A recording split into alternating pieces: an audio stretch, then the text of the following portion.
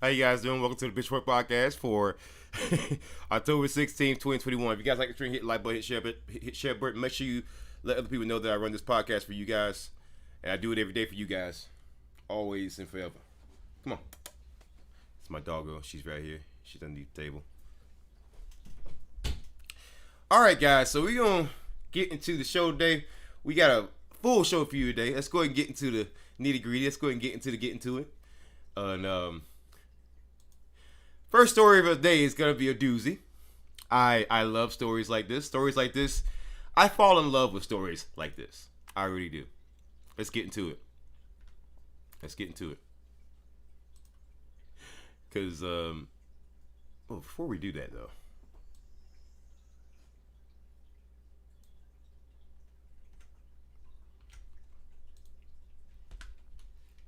let's make sure you get the correct place.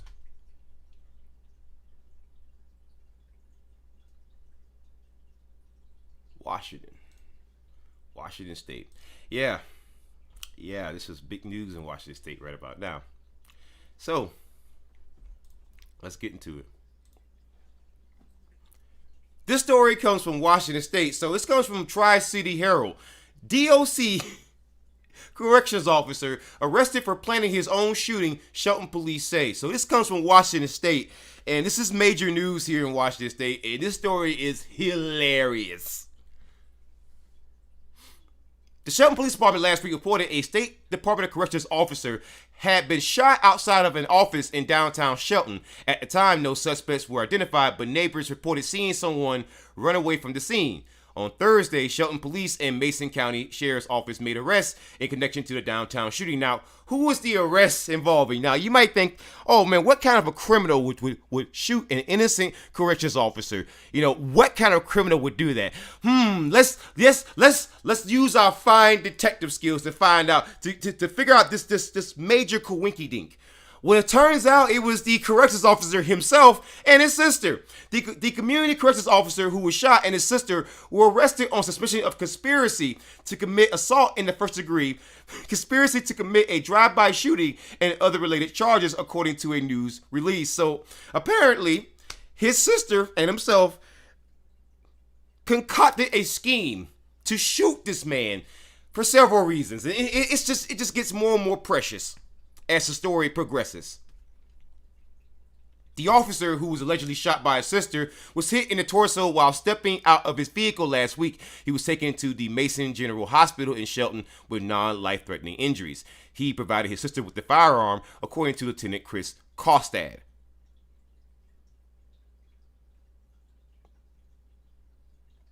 During a Thursday interview, police said the community corrections officer admitted that he asked his sister to shoot him, King 5 News reports. So he admitted to asking his sister to do this. So Blue Lives Matter, you can go ahead and shut the entire fuck up, right? You can go ahead and just not cape up for this guy, right? Right? Well, of course you will. Of course you will, because you're Blue Lives Matter. You don't care about what cops or people with any kind of badge does.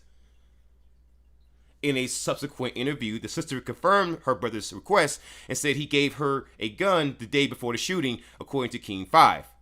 She told police she initially refused, but her brother kept asking, so she agreed, according to probable cause documents cited by King 5. This story is just absolutely amazing. You have a corrections officer faking his own shooting, faking and getting his sister. So the only end result that he got from this was being fired, being arrested, and his sister being arrested, and also him losing his job. Man, that is an L beyond L's. You gotta press F in the chat for this guy. He took a major L. Oh my God.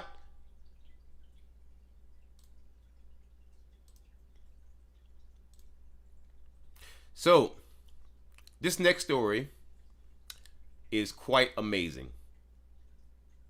Quite amazing. I'm in love with this story. I am in love with this story. So let's go ahead and get into this story here. This comes from California. Let's get into it.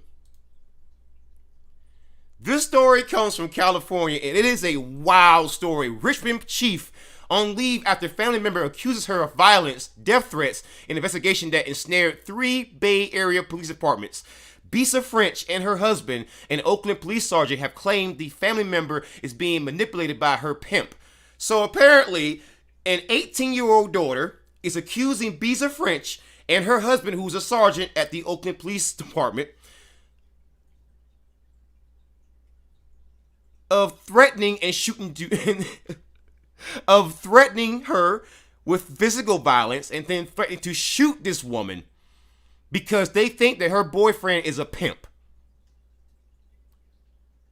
Now, I've heard the phrase that it's hard out here for a pimp, but boy, oh boy, when you got police chiefs out here threatening to shoot you because you're dating someone's daughter, man, I gotta say, man, it is definitely hard out here for a pimp if he is indeed a pimp. Let's get into the story. In a case that has ensnared 3 police departments across the Bay Area, the Richmond police chief is on leave after she and her husband, an Oakland police sergeant, were accused of abusing a family member who they claim is being manipulated by her pimp. Richmond police chief Bisa French has been on administrative leave following several incidents involving the close family member, an 18-year-old woman who has accused French and Police Sergeant Lee French of attacking her and threatening to kill her, and the man she insists is her partner. The partner, 34-year-old Napa resident Joe Goldman, was charged Wednesday with pimping the French's family member. Lee French is also on personal leave from OPD. So apparently there might be some truth to this. But what do police officers always tell you? Take it to court. Let the judge handle it. Let the jury handle it. Don't take the law into your own hands, right? So what happened here? Meanwhile, police in Vallejo are investigating an incident involving French and her husband at Goldman's mother's home there. And Oakland's Internal Affairs Department has launched an investigation after Vallejo Police Chief Shawnee Williams tipped off Oakland Police Chief Lerone Armstrong about the incident. Court records and interviews with authorities giving differing accounts of the incidents involving the Frenches, their family member, and Goldman. In a restraining order request, the family member claims that during an altercation at their home on September 21st, Bisa and Lee French used police holds to hold the family member down. Police holds, quote, police holds, end quote, to pin the family member down during an argument and made repeated death threats against her and Goldman. So you had multiple incidents involving this and involving this police chief and her husband. Boy, oh boy. So it turns out there might actually be some truth to the whole pimping allegation. But it also turns out that if there's multiple incidents involving death threats and police holds, physical violence and verbal threats, there might also be some truth to that too. Which means that everybody involved in this might have to go to jail except for the 18-year-old. Boy, oh boy, this story is just spicy. I love it. I love it. If you like it, I love it. This is beautiful. This is beautiful. It's beautiful. It's beautiful. I love it. So we're going to get into the next one here. Next one here is pretty precious too, man. This next story is pretty precious too. We're going to get into it. All right, so this story comes from NBCnews.com. Capitol police officer charged with obstructing riot investigation. Officer Michael Angelo Riley was charged Friday with trying to protect someone later accused of illegally entering the Capitol during the riot. So apparently, this Capitol police officer has no camaraderie with the officers who have died and gotten injured. Instead, his loyalties lie with criminals. That's very interesting because that changes a whole lot of narratives, doesn't it? About the bravery of Capitol police officers and how Capitol police officers would never engage in this kind of conduct, and how many of us have said that many of these Capitol police officers probably assisted the Capitol rioters. And now you're seeing evidence of this. A 25-year-old veteran of the U.S. Capitol Police was charged Friday with trying to protect a man who was later accused of illegally entering the Capitol during the January 6th riot. A grand jury, by the way, a grand jury indictment charged Officer Michael Angelo Riley with repeatedly telling the man to delete all social media that would provide proof of entering the building that day. Quote, "I'm a Capitol Police officer who agrees with your political stance," end quote. Riley said in a Facebook direct message, according to the indictment. Quote, "Take down the part about being in the building they are correctly investigating, and everyone who was in the building is going to be charged. Just looking out," end quote.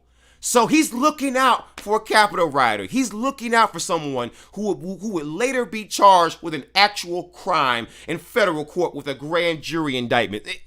That is just amazing. That's amazing to me.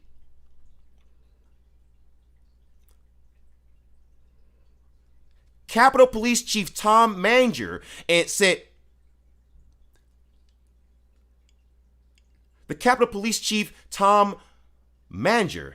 Riley was placed on leave. Quote, "Obstruction of justice is a very serious allegation," end quote, Manger said. Quote, "The department was notified about this investigation several weeks ago. Upon his request, the officer was placed on administrative leave pending the completion of the case," end quote. So the Capitol Police will conduct their own investigation, and this story is just absolutely insane to me. You had a Capitol Police officer while you have other officers who are still recovering from injuries, from PTSD and everything else. He's trying to help other rioters who may have attacked those officers. That shows you, man, that there's something rotten in law enforcement, and this kind of stuff has happened multiple times. America, there's a problem here. When are you gonna wake the fuck up?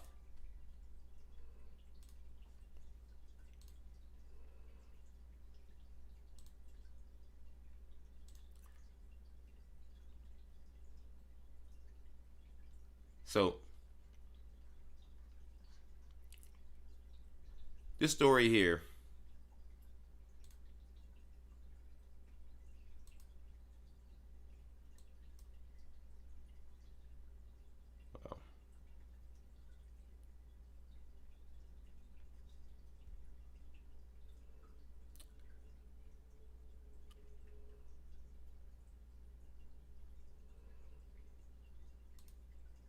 so let's get to the story here.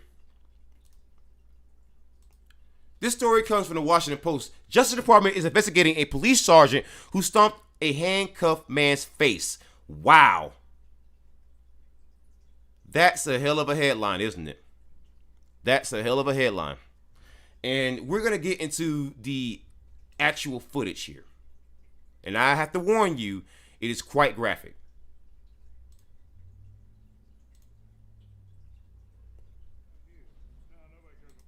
Federal authorities are investigating Indianapolis Police Sergeant Eric Huxley, who was seen in body camera footage kicking a handcuffed man in the head during an arrest. Huxley was charged with 2 felonies and suspended without pay. Suspended without pay. That is a big one. But let's get into more of the footage here.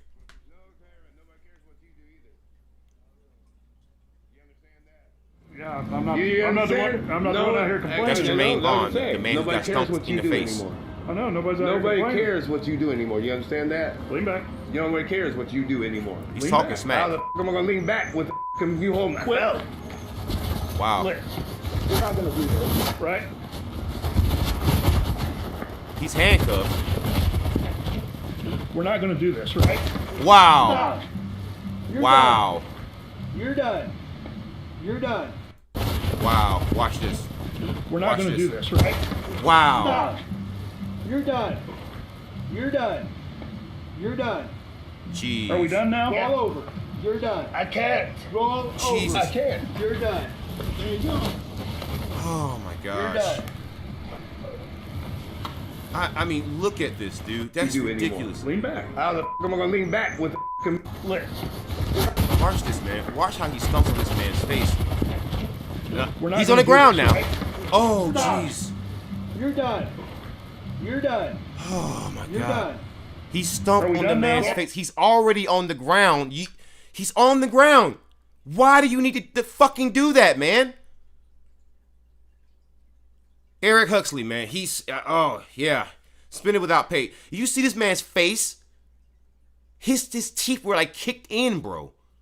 That was a downward strike on a down suspect. That's ridiculous, bro. That is the definition of police brutality. And they're wondering why no one likes them. No one fucks with them. Because you are assholes that will justify this bullshit. This is why no one likes cops. No one needs cops. Cops can fuck off. Seriously. ACAB. Holy shit, dude. Holy shit.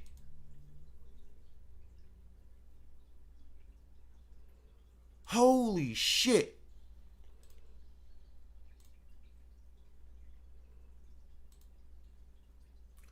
Holy shit.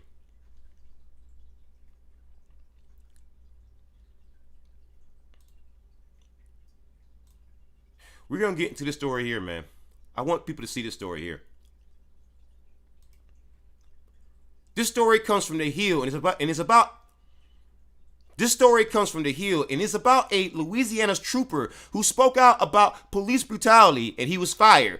Well, see, this is why I say there are no good cops, because all good cops who come out, who actually report other bad cops, they actually get fired. So all good cops have been pushed out. So that's why I have no problem with saying all cops are bastards.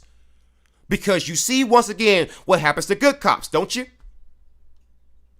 A black Louisiana state trooper who went public with allegations of police brutality and racism within the department has received notice that he was being fired.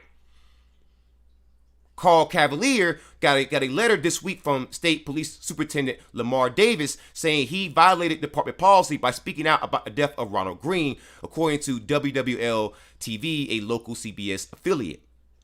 Green was a black man who died after he was being beaten and dragged in a struggle with troopers.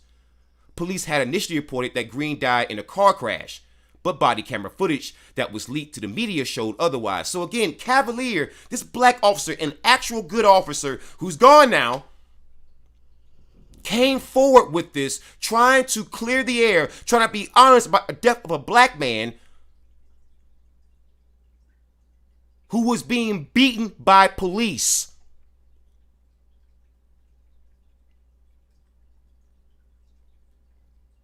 You know, I mean, Cavalier tried to come forward about a man being beaten by police, actual brutality, actual police brutality, and they actually pushed him out of freaking law enforcement. And now no other department will hire this man because once you are seen as a snitch, as a rat, you won't work ever again in law enforcement. I guarantee it.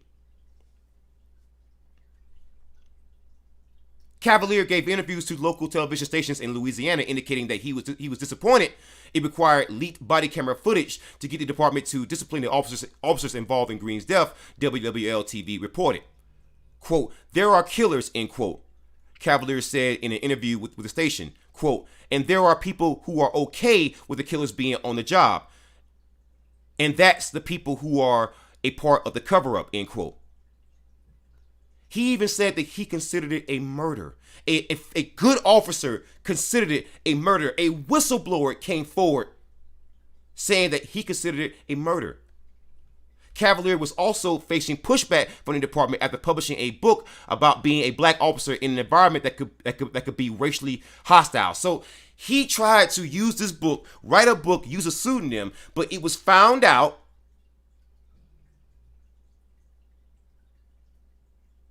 that he was the one writing this book, and he was serving a 5-week unpaid suspension for publishing it when he received notice of his firing. So what about all these cancel culture folks, right?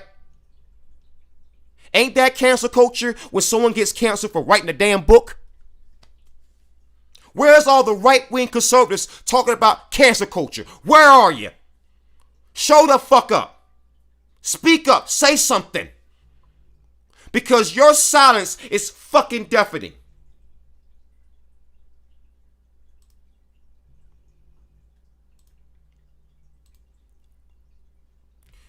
Guys, that's going to be it for the show today. I had a good time. You had a good time? I did. Guys, it's going to be it for the show today. Be safe, guys out there, guys. Horns up. Peace out. Good night and good luck.